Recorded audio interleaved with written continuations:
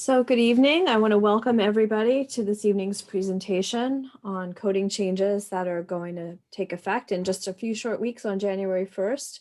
My name is Teresa Jacobellis and my company is Prescriptive Communications. I'm one of the sponsors of this evening's presentation. My company, Prescriptive, is a full-service marketing communications agency that's focused exclusively on the healthcare market. I'm also host of the Healthcare Confidential podcast. And I want to mention that if this presentation is of interest to you, that we do a symposium every year, and that will be coming up as a virtual event this year. It's called the Toolkit for Independence, and that provides you with information like this, which you'll be hearing tonight and more. And so keep an eye on your email inbox because you'll be getting more information about that as we get closer to the event. My co-host this evening is eCentral Medical Management, and representing that company is Tony Buzzo. So I'm going to let Tony say a few words of welcome before we get started. Hi, everyone. My name is Tony Buzzo, and I'm the Director for Implementation and Credentialing here at eCentral Medical Management. We are a full-service billing and credentialing company. We are located right here in New Hyde Park, New York, and we do service most of the continental United States with services, a wide array of services, including billing and credentialing, revenue enhancement, human resources, just to name a few. We sponsored this event because we believe in educating our clients and letting our clients stay one step ahead of what's going on. So I hope you enjoy the presentation this evening, and our contact information will be available at the end of the presentation. Thank you. Thanks, Tony. Before we bring on tonight's speaker, just a little bit of housekeeping information. Please do keep your microphone on mute so that we're not all distracted by background noise. And if you do have questions, please hold them until the end of the presentation. They may be answered during the course of the presentation. If you're afraid that you'll forget them or you don't want to wait until the end, then please just enter your question into the chat. And I promise you, Pam has promised that she will stick around and we will get to your questions at the end. So lastly, our presentation is being recorded. We will send out a link to the recording so that if you miss something or you have to leave early, we'll definitely make sure that you get the information about the recording.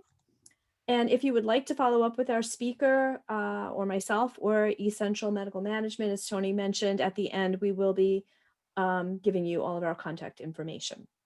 So now, without any further ado, I'm very pleased to introduce our speaker, Pam D'Apuzzo. Pam is Managing Director of VMG Health. She has more than 30 years of healthcare consulting experience in academic medical centers, community hospitals, faculty practice plans, and large private practices. She has experience in all areas of practice and is a recognized industry expert in the area of coding and compliance. Welcome, Pam, and thank you for taking the time to do this presentation this evening. Of course. Thank you so much. Good evening, everyone. I apologize that the RR Health Strategies is still on our presentations, but the merger is very new, as recent as last week. So I apologize that we have not yet changed over all of our materials. So I know that it's a late part of the day to be able to go through these guidelines. So I will do my best to kind of streamline this conversation, but it is a complete overhaul of these guidelines that have been in place for 25 years. So there's a lot of changes that we really need to go through, but I will do my best tonight to give you this overview, but with some depth so that you all could really understand what's happening in the next 2 weeks. So this has been a 3-year process. This wasn't an overnight change for CMS. And so with that, over this period of time, so in 2018 through 2021, there has been some incremental relaxation in the guidelines. And so to kind of start there and just tell you about some of the changes that happened last year that will continue to be in place for 2021. So you are always permitted to have someone other than yourself obtain the portions of the history, like the review of systems and past family social history. As long as you as the billing provider indicated that you've reviewed and updated this information, that was sufficient. Now, what CMS went ahead and did in that relaxation is add in the opportunity to have that ancillary staff. And, we're talking about medical assistant, LPNs, RNs, any support staff that you have that would be rooming patients and perhaps obtaining this information and inputting it into the EMR. You can allow them to also obtain for you the HPI, the history of the present illness, with, again, that same requirement that you would review and update that information. For the exam, I think that this was a really big step forward. We talk about compliance and be careful about copy forward and copy pasting and all of that. But last year, they did relax the guidelines to say that you could bring forward a previously recorded exam that you performed from an earlier encounter, and you can use that exam as long as you do two things: provide us with the date from which you're pulling it forward and indicate that there is or isn't updates.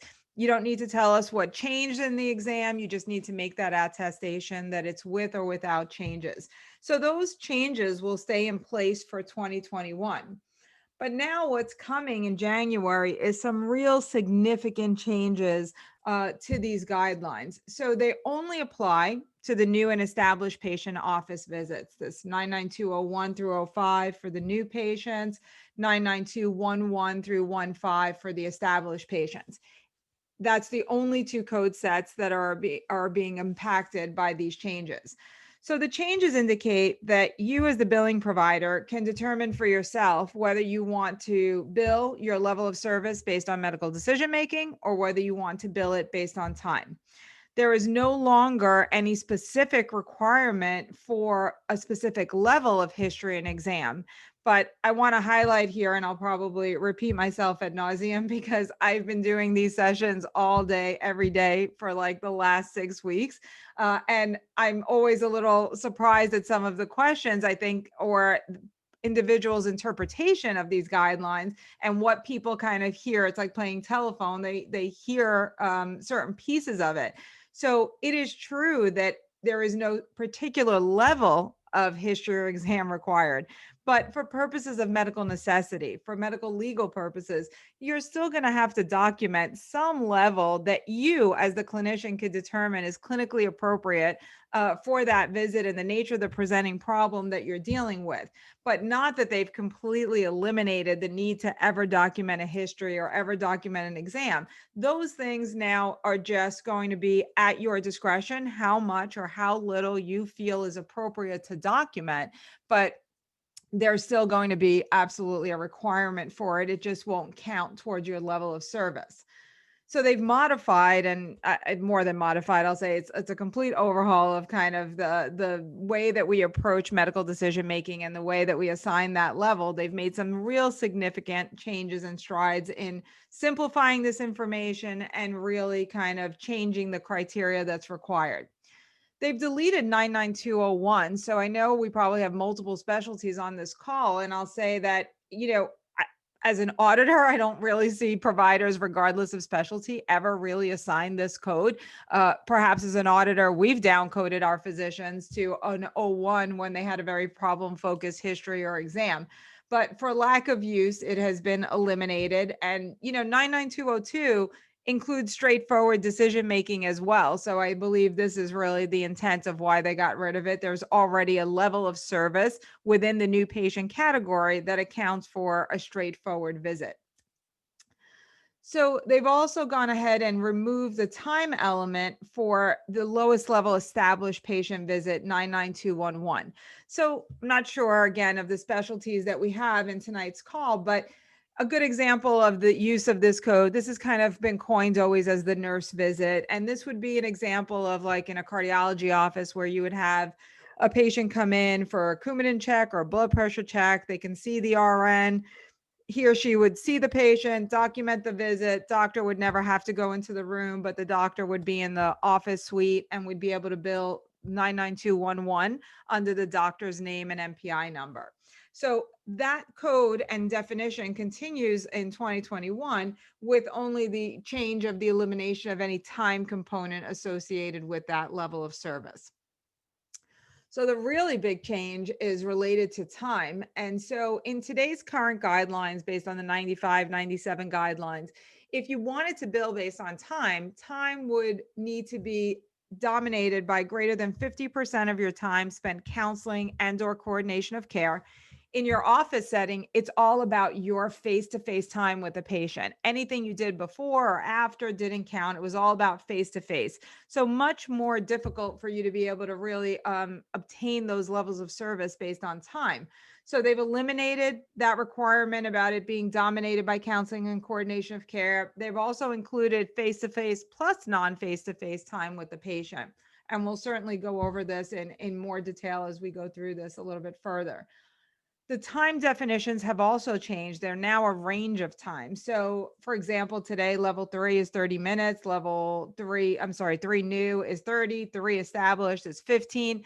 In 2021, you can see it's a range of time. And in fact, for the established patient visits, the starting time for each level has increased by 5 minutes. So there's a bit of more of a requirement for additional time for it.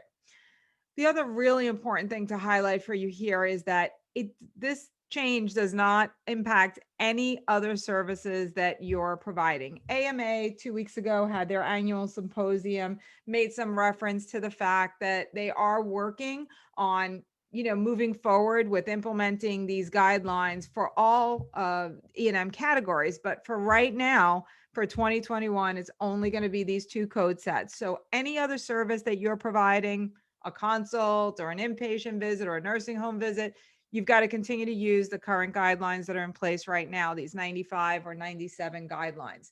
So for those of you that work in different locations like that, like the office, and then you're going to the hospital, the nursing home, it's going to be a little bit of a challenge because once you get familiar and comfortable with these new relaxed guidelines, you're going to have to keep toggling back and forth and still documenting as thoroughly and coding appropriately in the other locations. So I'll start and pause here for one moment and just highlight for you all about kind of my little banners and my little disclaimers up on top. So every page I kind of put in my little disclaimer about like, this is subject to change. We were doing this when we were first doing this rapid rollout of telemedicine at the beginning of the PHE. And it's kind of the same now. Like every day we're getting a little bit more information, a little bit more clarification. And with that, we need to continuously update these guidelines because things are, changing that quickly for us, or we're getting some clarification about something that we need to go back to our clients and make sure that we're updating that information. The other part you'll see is these banners at the bottom where we're kind of highlighting changes that just recently came from Medicare. So on 12/1, CMS issued their final rule, and they also issued with that some specific information about the way they like to see things coded specifically for Medicare beneficiaries. So they've included a lot of different codes, new codes, 2 of them that are here, this creation of this prolonged service code, creation of this visit complexity code. But Medicare has already stepped forward to say when we're billing for their patients, they want us to use these G codes at the bottom instead. So one other really important thing is that we want to make sure that everybody recognizes that this is going to be universal. So this is not about Medicare. A lot of these meetings, physicians are asking me if this is like Medicare only. It is not. It is for all of the payers. This is not about a Medicare specific rule. This is going to be all payers. So the expectation that perhaps, there might be some specific payers, workers' comp and no fault is a good example. They may have a little bit of a different particular spin on this. We're not sure. We're certainly waiting to hear more from these payers, but it will include Medicare and commercial payers. The other important thing too is that when we say we're waiting for clarification, one thing we're also really waiting on is our local MAC here, National Government Services, NGS. In today's current guidelines, NGS has some very specific rules. And if you go to another state and go to review the guidelines for E&M for another MAC, they vary and they have different levels of specific criteria that they accept or deny when you're documenting. And they have like these FAQ pages that tell you what they're willing to accept and what is appropriate and what is not. So that's the kind of information that we're really waiting on. We haven't heard much at all from NGS here. So we're waiting to kind of get more information, more clarification on what kinds of specific guidelines are they going to have us adhere to for Medicare patients. So this prolonged service code, and I go into it in more detail in a few slides in, just this is an opportunity to be able to bill for a prolonged service because it's got a shorter requirement for time than the current prolonged services. The visit complexity code, we don't have a lot of information about this. This sounds like a really interesting opportunity. Depending on your specialty, you might be dealing with patients that have a lot of complex chronic conditions that this might be really an appropriate code and a way for you above and beyond the E&M service that you're going to bill for, have an opportunity to be able to bill this additional code and get reimbursed for the complexity of the plan for that kind of patient and maybe the time spent with that kind of patient. All we've heard from Medicare to date is the detail of the description and also the fact that it would be applicable to every level of new and established patient visits, but nothing else. I mean, we're fairly certain there's going to be a specific level of codes, ICD-10 codes that will apply for this add-on code, and also some very specific documentation requirements. That has not yet been really provided to us for us to be able to really understand what's going to be required. This is just a quick snapshot of the two code sets, their associated time, and their associated levels of medical decision making. I'll say that although the definitions of how we arrive at each of these levels of straightforward, low, moderate, and high have changed, they are still the same 4 levels that you're accustomed to seeing today. And in fact, they line up equally the way they do today. A level 3 is low for new patient. A level 4 established patient is moderate. These things continue to be the same in 2021. The other important thing to highlight here is the or. The requirement is not that you meet time and meet medical decision making. It's either or. And again, at your discretion, what you'll decide to bill. On 12.1, Medicare, as part of their final rule, also mentioned that, their RVUs, there's a conversion factor reduction of 3.68, and Medicare is saying this is going to be budget neutrality for 2021. We're not sure what to see yet. We're waiting for NGS to publish the 2021 physician fee schedule so that we can accurately see exactly what reimbursement rates. We've heard so many things. We have clients asking us that they've heard like every level of service is going to have the same rate. That was something that was proposed at the beginning of this and kind of got shut down. We're not expecting that to be the case, but we are certainly waiting to see what exactly this fee schedule is going to look like for 2021. So if you're billing based on medical decision making, which we believe, your specialty will really, not only your specialty, but your schedule will dictate your ability to bill based on time. So there are some providers, some specialties, and your practices that will absolutely lend itself to billing based on time. It'll just be the more appropriate way. But then you've got some specialties where physicians are saying, I see 5 patients an hour. So it's going to be a little bit challenging to bill based on time, even in those instances, even though they've extended it's not just about face-to-face, but it's still always going to be a little bit more challenging for some providers, especially those with schedules that are that busy, to be able to bill based on time on a regular basis or for the majority of patients. So medical decision making in many cases may be the way that providers are going to bill for those services. So I'll say that again, same 4 levels. And if you look at the 3 categories of how you arrive at medical decision making, they look pretty similar to what you're used to today. Today, it's number of diagnosis and management options. In 21, it's number and complexity of problems addressed. Then we've got amount and complexity of data, same in 21, only they've expanded it to say to be reviewed and analyzed. And then we've got risks of complications, or morbidity, which is part of our table of risk in the current guidelines. In 21, same kind of risk of complications, but it's of patient management. So they've made a little bit of modifications to the headings for each of these sections. But the requirement to obtain, meet or exceed at least 2 of these levels to determine the overall level of service, that scoring mechanism remains the same for 2021. So the changes are pretty significant, but I think that from a documentation requirement for you as a physician, your requirements really largely remain the same. It's all of the things that we've been talking about from a compliance perspective for years. Ensure that your assessment and plan highlights all of your diagnoses, the status of those diagnoses. What are you doing for those diagnoses today? What are you ordering for the patient? What are you ruling out? Those are all of the things that we've been talking about for years. So our suggestion is that if you were previously concerned because you wanted to be able to bill those higher levels of service, especially for new patients where you had to meet or exceed all 3 of those key components, then we would say all that time you were spending on trying to make sure you hit all those bullets, 10 review systems and 4 elements of HPI and 8 organ systems, you can now kind of streamline that level of history and exam documentation to be more appropriate based on what you have going on with the patient that you think is clinically appropriate, and spend more time really just detailing your assessment and plan so that it accurately supports the level of service that you're billing. The part of this new table that is the most important and is the most different is really this amount and complexity of data. It's the most important part for you to focus on because it's the part that's changed the most. It is not at all like what we're used to seeing today. Some elements are there, but they really have modified and expanded this area to give providers more credit for the work that they're doing.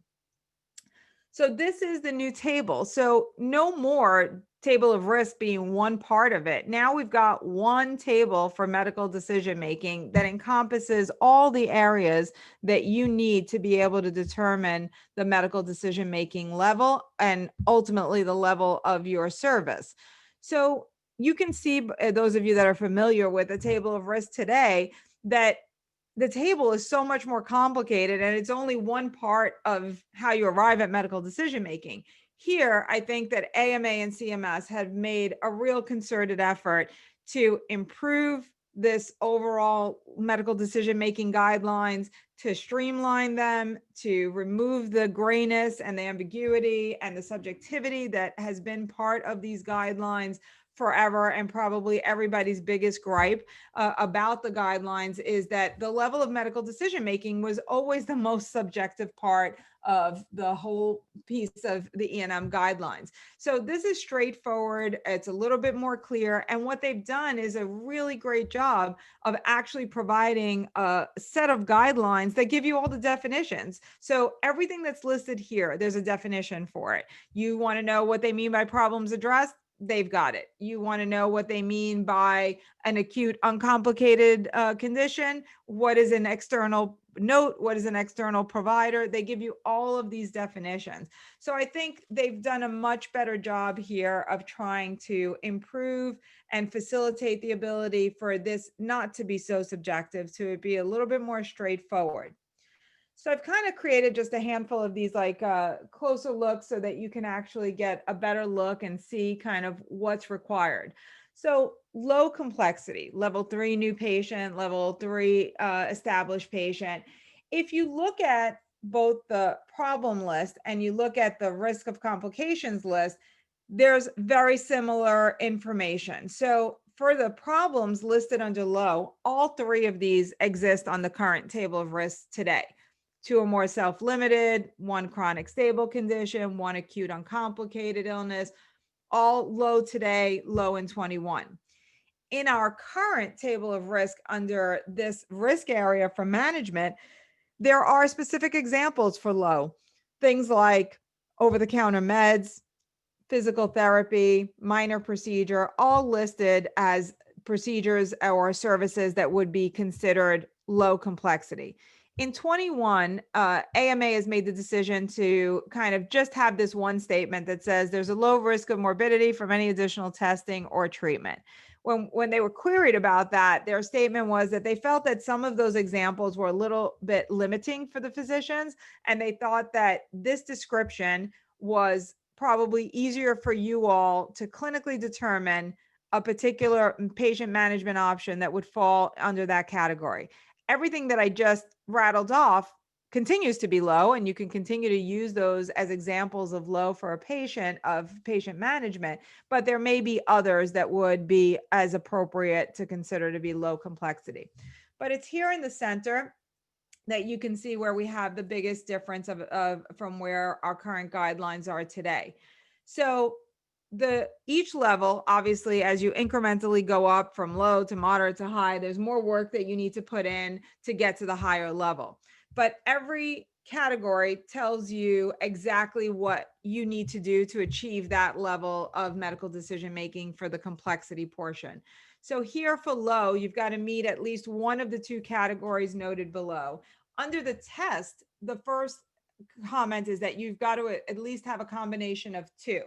And you'll see that this is a very big difference already. So reviewing old records, you get credit for that today under data if you document it appropriately. But in today's current guidelines, we say for any of the diagnostic testing, order and or review gets you a point.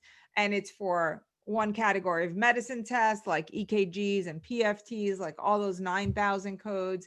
Radiology is another category, laboratory is another category. But in 2021, they're giving you credit for reviewing and then separately giving you credit if you're ordering a test. So this is another useful and helpful way for you to potentially arrive at that higher level of service. Then the second category is this opportunity for assessment requiring an independent historian. And again, AMA does a really good job of providing you with some definitions of what would meet the criteria for an independent interpretation. When you hop up to the next level of moderate, if again, you look at the diagnoses for problems addressed, all of these examples are in the current table, that one or more chronic illnesses with exacerbation, undiagnosed new problem, uncertain prognosis, acute complicated injury, or managing two or more stable conditions. All of that is considered moderate today, same in 21. If you look at moderate, they did put in that same statement as you saw in the low category, but they also provided a couple of examples. These examples are similar to what you see today under management options for moderate complexity: prescription drug management, minor procedure with identified risk factors, elective surgery. But what's different is that when we talk about identified risk factors, they've now also factored in procedure risk factors. How does that patient's condition or any other extenuating circumstance increase the risk of the procedures? So I know that you all who are surgeons are performing procedures, every procedure, even minor procedures in the office, everything has an inherent risk. But here they're kind of asking you to identify for them kind of what's happening with this patient, what is going on that also increases the procedural risk for this particular patient. So this is another area where you could expand your history, your assessment and plan documentation to better kind of fit this criteria. The other new piece here is diagnosis or treatment significantly limited by social determinants of health. And they do give this definition in the AMA CPT guidelines. So this is important. It's new. We've not seen this before. And you may have many patients that fall into this category. What if it's elderly patients who, due to, financial insecurity, can't afford to take the meds and they're getting sicker because they're not taking their meds the way they need to? So those are the kinds of things that you would need to include in your note to be able to get credit. And it gets you credit for a moderate level management option for that patient. And then you can see here in the center that obviously there's a lot more work involved with meeting the criteria for a level moderate, level 4 new or level 4 established. So when we look at this here, they're saying now you've got to meet at least one of these three categories. But the categories, like if you look now at the tests, your combination of 3 is required instead of a combination of 2 that would have been required for the low complexity. They've added an independent interpretation. So Many of you, like I know orthopedics has a lot of these instances where they're actually interpreting the test, right? Patients coming in, maybe they had gone to the ER, they had gone to a freestanding center for radiology, and now they're coming in with the MRI. The physicians independently interpret it and provide an interpretation. They're getting credit for providing that service, and now it's categorized at the moderate level. They also added discussion of management or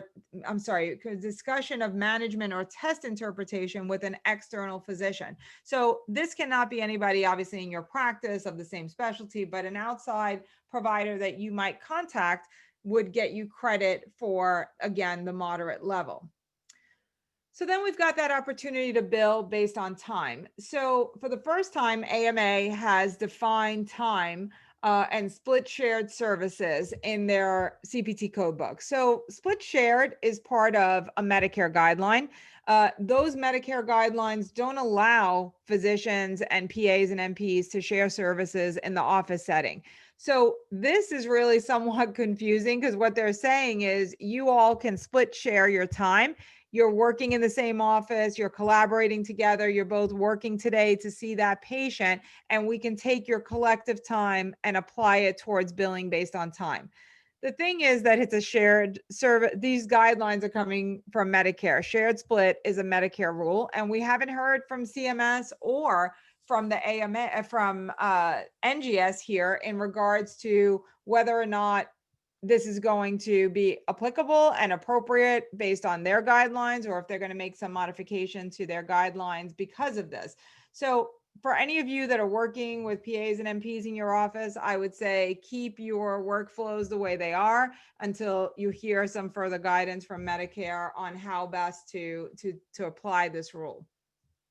So time is now going to be face-to-face plus non-face-to-face time with the patient. So before, in this current guidelines, if the patient leaves your office, you can't, and you're still talking to other providers, none of it counted because it had to be face-to-face time with the patient. In 21, it's going to be everything that you're doing for that patient, prepping for that patient before they come in, the time you spent obtaining the history, the time you may have spent examining the patient, counseling, putting in orders for medications or tests. If you're speaking with other providers about the patient, maybe you're referring them to other providers or you're coordinating care. If you were independently interpreting a test and you're billing based on time, you would also include that time. And then more importantly, billing for the time it takes you to document in the EMR. So that's a really big piece. I think I must hear that like 10 times a week of physicians saying you have no idea how much time this takes, and telling me how many keystrokes it is to walk through that whole template. So now AMA and CMS are giving you all credit for it, but they're very clear about what their expectation is. It is not to include anybody else's time other than yours. So we're not talking about ancillary staff or if you had a scribe. It's all about the clinician time. And it's only what you do for that patient today. So if you did chart prep 2 days ago, you should not account for that time. If you didn't finish your notes today and it spilled over until tomorrow, you shouldn't include that time either. So it's time spent on the date of the encounter only. But you can see this is a real significant change from the current guidelines. Here's that prolonged service. So the prolonged service sounds great because they've reduced the time to 15 minutes, but then they put on the restriction that you can only use it with level 5 new patient, level 5 established patient. So you'd have to meet 75 minutes for a level 5 new, 55 for an established level 5, and then an additional 15 minutes. So this is clearly not going to be something that we're doing on a regular basis. I don't know who has this kind of time allotted for patients, but some of you may. You may see some really complicated patients. You may only see a handful of patients, or you might just have this occasional really complicated patient where you'd have an opportunity now to account for all that time spent with the patient. So just some quick cases, just to give you all kind of a flavor for kind of what this might look like. So if you had a medicine patient who came in, uncontrolled diabetes, the physician does a great job kind of taking this very thorough history for the patient. From a standpoint of the exam, it's a very limited exam for the patient, but there's a lot involved from decision making. They've got this poorly controlled diabetes. They're adding meds, changing meds, ordering labs, reviewing labs, ordering a glucose monitor for the patient. So there's a lot going on with this particular patient. If you looked at this in today's guidelines, and this is the current table of risk, right? So again, you can see how much more busy it is compared to the current table that we'll be using in 21. And yet it's just one portion of how we arrive there. So if you looked at it based on the current scoring guidelines, new problem with workup because we ordered labs gets us 4 points. We ordered the lab and reviewed lab, but only gets us 1 point for everything we did related to lab. And we could say that this is one chronic condition with exacerbation or progression. When we look at this from a scoring mechanism, this would be a moderately complex patient, right? We didn't get a lot of credit on data, but based on the complexity of the new problem and the risk of this established problem that's worsening, we actually arrive at moderate decision making. But that limited exam, because a new patient is meet or exceed all 3 key components, if that's the case, then you're limited by that exam. So although from the standpoint of history and the medical decision making, we should be able to bill this out at a level 4 new patient, you get stuck billing this at level 2. If you look at this in 21, chronic illness with exacerbation, review of that unique test, right? We didn't meet the criteria for 2. We only did one thing, so we didn't quite meet the criteria here. And then prescription drug management. The guidelines say if you've got 2 in that one column, that's your level of medical decision making. So we can say that ultimately, based on the current guidelines, we can get ourselves to level 4 new patient because whatever was documented for history and exam was what the physician deemed to be clinically appropriate, and it's sufficient. So based on decision making only, this would be a level 4 patient. So you can see, regardless of specialty, this happens, time and time again for us. OBGYN, same thing, limited exam, dermatology, orthopedics, all of these kind of, for new especially, have many occasions where this is going to be a common scenario where you'll have an opportunity to bill at the higher level of service. If you had a more straightforward patient, right, coming in for follow-up, this is an ortho patient, had knee reconstruction. Now they're having some instability, and they're come in with an MRI that they had done. Ultimately, the physician interprets that MRI, decides a brace, NSAIDs, and more physical therapy for that patient. If you looked at this in the current guidelines, 2 points for the established problem that's worsening. Independent interpretation gets us 2 points as well. And then chronic illness with some progression or side effect or exacerbation. Overall, scores out to low complexity. This would be a level 3. If you look at it in 21, same chronic illness with exacerbation, moderate for interpreting that MRI, but risk, everything there, physical therapy, the brace, all of that is going to keep us at low. So I use this example because I think this is where it will be really discretionary to the providers. And I wonder how you all will decide to determine this, because based on these new guidelines, you could determine this to be moderate, but I think that many of you will continue to build that out at level 3. And as we get into these changes and into 21, and we start these audits, because we're very certain that there will be a lot of audits, we kind of really wonder how CMS and NGS will really view this. Will the expectation be that overall, even though this scored out to look like this, that this was really a low complexity patient, and that we should have assigned this at the low complexity, and we should have maintained that level of service? So just quick from a summary standpoint, I would say that, yes, 2 out of 3 levels, it all kind of looks the same, but there's different components of this that you need to make sure that you're familiar with. But I will highlight that the medical necessity of your service is kind of first and foremost. And the only way that you're going to establish the medical necessity of your service is to ensure that you've got a chief complaint or a reason for visit. If it's a new patient, there's got to be some history, an exam. If it's an established patient, some interval history with some update about what's going on with the patient.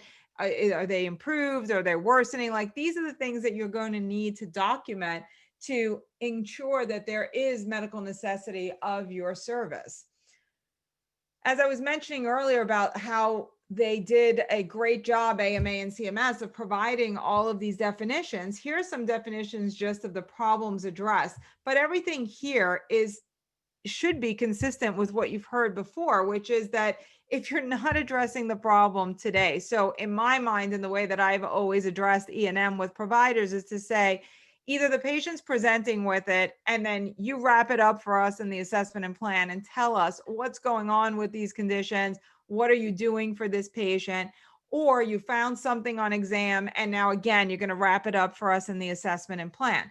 But if you don't address it, then we can't give you credit for it. So if I came in, if you're a internist and I come to you for all my chronic illnesses, but today I'm coming to you with acute URI, if you're not addressing all my other chronic illnesses, you shouldn't be billing for those services today. You shouldn't add those diagnoses today because you're not really addressing it. If you found something and you referred the patient to another provider without any evaluation, then again, that's not a problem that's being addressed at today's encounter.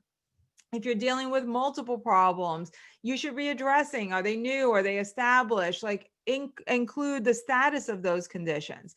The comorbidities, this is a big part. Like, it increases the risk, it increases the complications, but you need to tie it together and connect the dots, right? If it just lives in the past medical history, I can't give you credit for having, a patient with diabetes, hypertension, obesity, and all these other problems. They're risk factors, but if you don't tell me how they affect you, I can't give credit for that as well. And then ultimately, you could be dealing with a lot of low complexity issues, but then you put those all together and there's that potential for, interaction or, the severity of their problems. It might overall increase the overall level of service. So just important that you're documenting all of that appropriately. Again, going back to kind of medical necessity, every day is a standalone day when you're auditing a record, right? You all could be seeing this patient for the last 3 years on a regular basis. We're not going through the whole chart unless we're looking for something very specific. But in a general standard audit, every day stands on its own.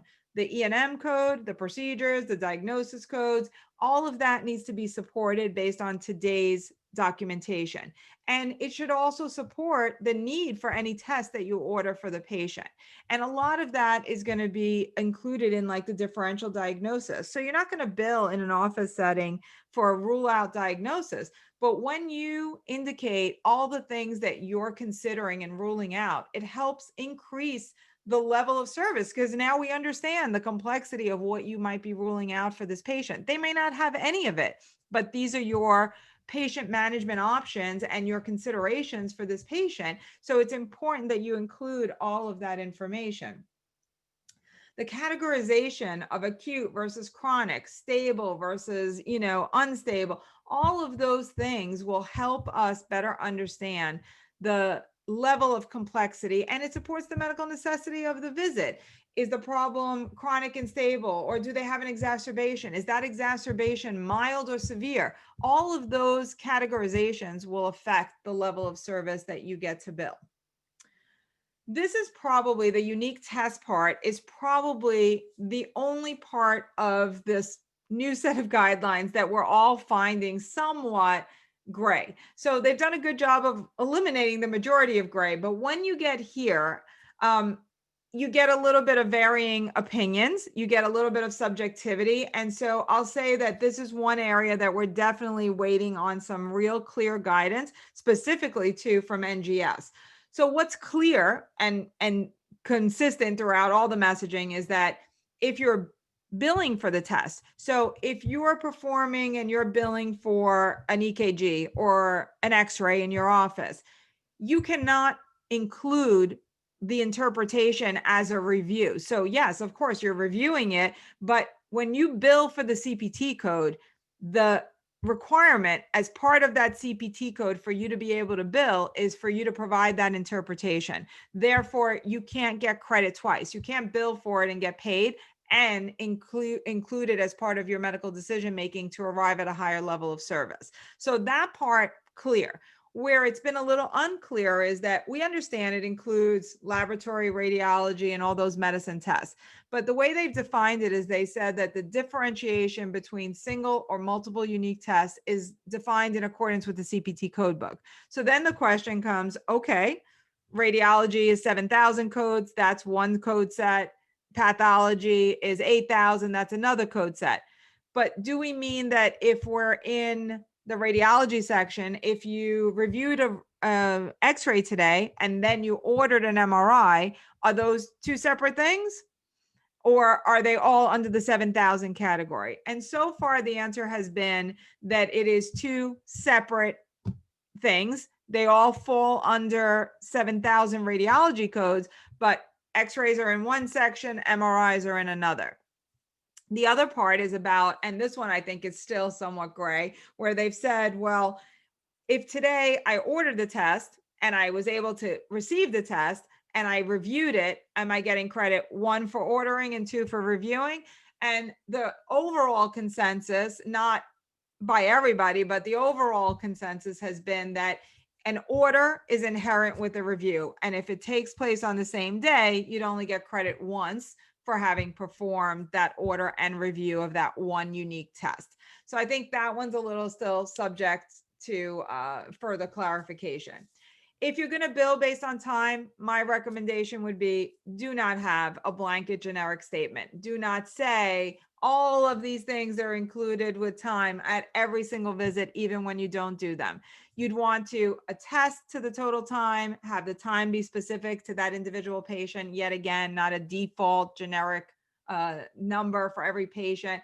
But then you'd want to build out this statement with only the items that you actually did today as part of the care of that patient. So if you didn't examine them, it shouldn't say that. If you didn't coordinate care, it shouldn't say that.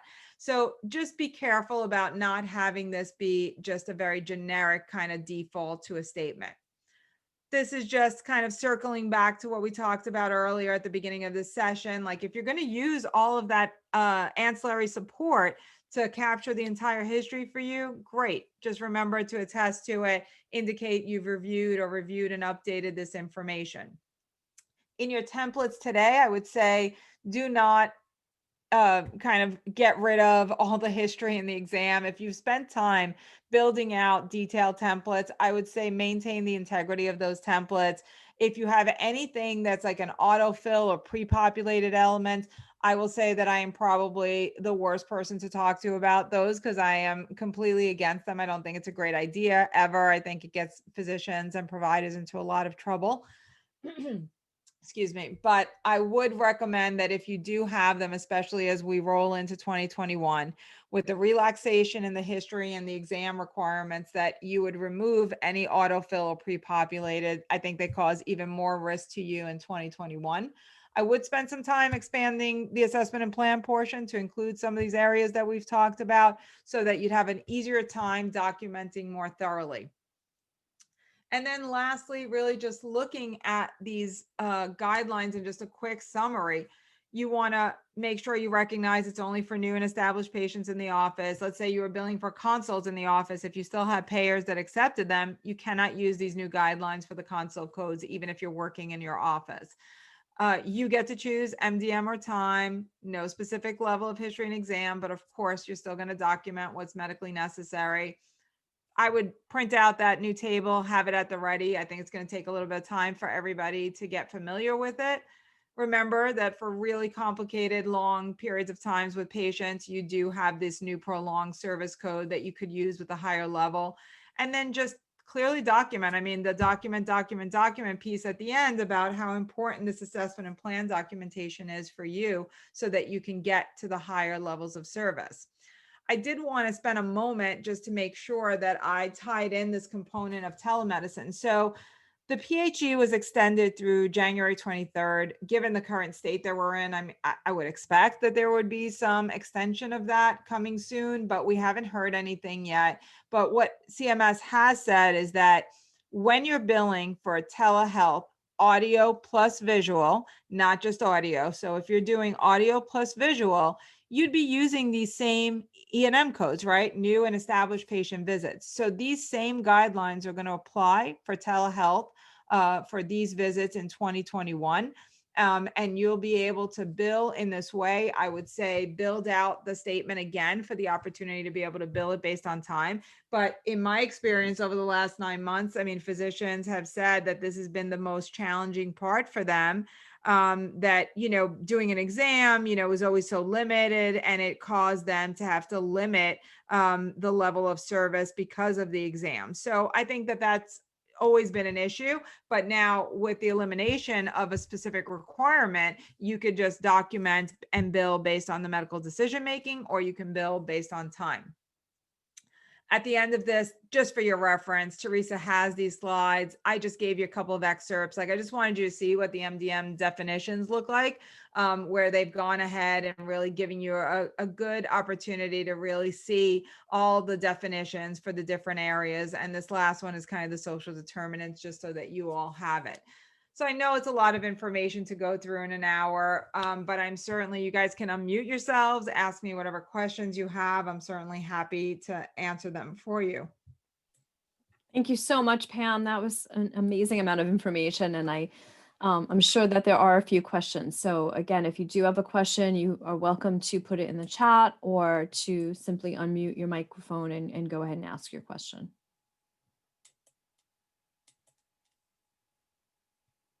And we will make the slides available. Again, I will be sending out an email as a follow-up. Just you can respond to that email. Let me know if you'd like to have a copy of the slides, and I'd be happy to send them out to you at that point. Sure. And I'm sure that, it's going to take a while for everybody to kind of get used to all these changes and be able to implement this into your new office setting. So I know it's going to take a little bit of time, but I would say that if you spend a little time kind of focusing on this presentation and the guidelines, and specifically that new table, it shouldn't be too heavy of a lift, because I think that this is the part that you all are documenting already. But I think it's important that you familiarize yourself with it. They're coming in just a short time, and they will be helpful, I think, to you in being able to potentially bill for higher levels of service based on exactly what you're doing for that patient. Like we have Dr. Apon, do you have a question? Yes, hi. I have a question. I'm a pediatrician, and we do a lot of well visits, depending on the age, 993, 91. And if we find a separately identifiable problem, it's a different E&M coding, so we can bill a 99212 or 99213 with a modifier 25. Yes. But the problem is we are always told that we could do the coding, but the insurance companies, the PPOs or the HMOs, the private, not the Medicaid, it goes to the patient's deductible or copays. Yes.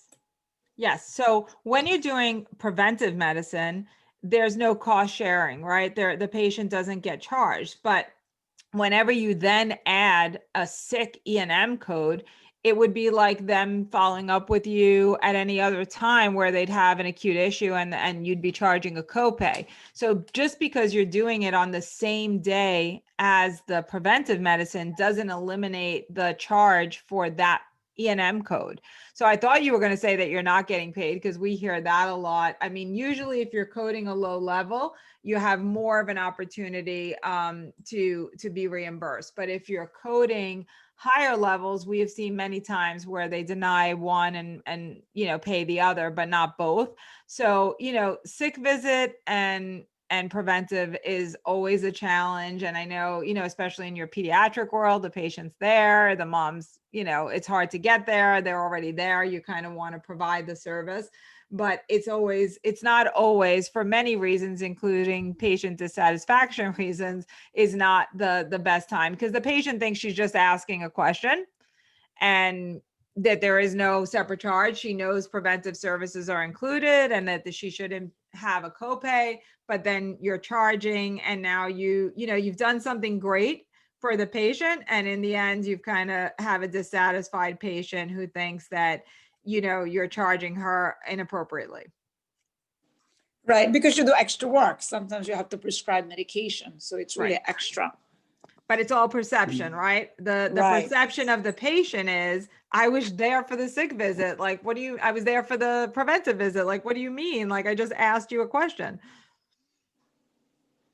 So that's the problem with it, right? And it's just going to be one of those things where, especially if you're billing a really low level doctor, I will say that you might want to consider, for patient satisfaction purposes, or rather reconsider, not charging, because usually it says, if it's a significant problem and, something completely separate, but if it's something that you're placing an order and you're ordering meds, then I would say, yes, you're correct in wanting to bill for that. But there's always that patient dissatisfaction factor there that you'll have a hard time getting past.